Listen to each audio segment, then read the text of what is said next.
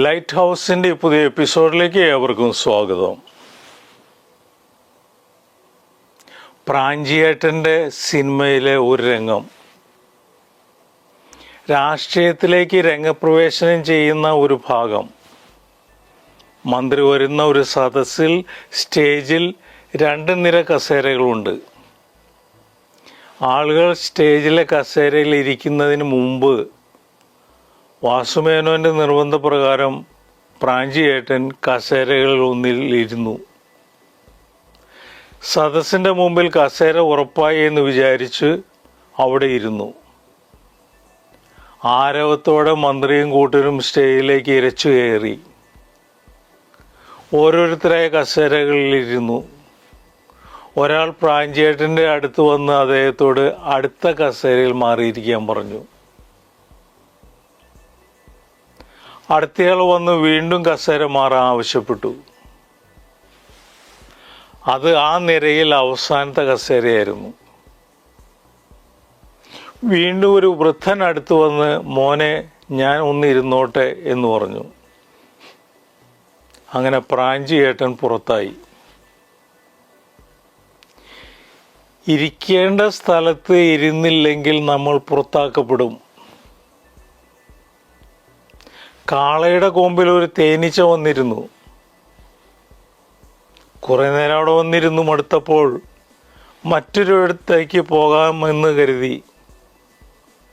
തേനീച്ച കാളയോട് ചോദിച്ചു, ഞാൻ പോകുന്നതിൽ താങ്കൾക്ക് പരിഭവമൊന്നുമില്ലല്ലോ? അപ്പോഴാണ് കാള തേനീച്ചയെ ശ്രദ്ധിച്ചത്. കാള പറഞ്ഞു, താങ്കൾ വന്ന വിവരം പോലും ഞാൻ അറിഞ്ഞിരുന്നില്ല. പിന്നെ താങ്കൾ പോയാൽ എനിക്ക് എന്താണ് പ്രശ്നം? ആയിരിക്കേണ്ട സ്ഥലത്ത് ആയിരിക്കണം. അല്ലാത്തിടത്ത് നിന്നെല്ലാം അവഹേളനമായിരിക്കും ലഭിക്കുക. എല്ലായിടത്തും എത്തിച്ചേരുകയും എല്ലാ സ്ഥലങ്ങളിലും വ്യാപരിക്കുകയും ചെയ്യുക എന്നത് ഒരു കഴിവോ ബഹുമതിയോ അല്ല. സർവ്വവ്യാപിയാകുന്നതിലുള്ള മിടുക്കല്ല. സാഹചര്യങ്ങൾക്കനുസരിച്ച് സാന്നിധ്യം അറിയിക്കുന്നതിലെ മികവാണ് ഒരാളെ അനിവാര്യനാക്കുന്നത്. ചില സ്ഥലങ്ങളിലെല്ലാം സാന്നിധ്യം അനാവശ്യമോ അപ്രസക്തമോ ആണ്.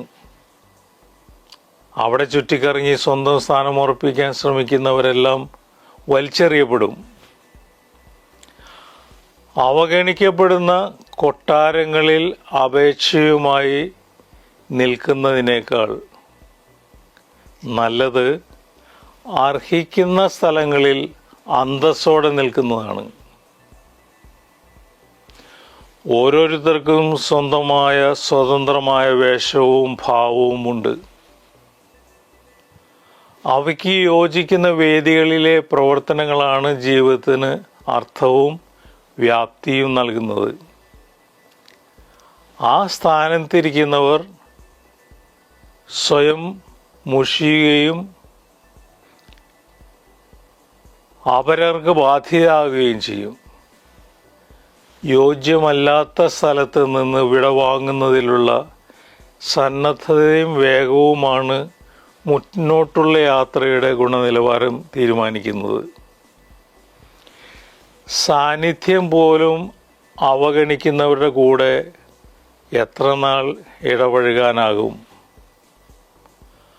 ആകാരമോ ആകർഷണമോ ആകില്ല ബന്ധങ്ങളുടെ സാധ്യത നിലനിർത്തുന്നത്.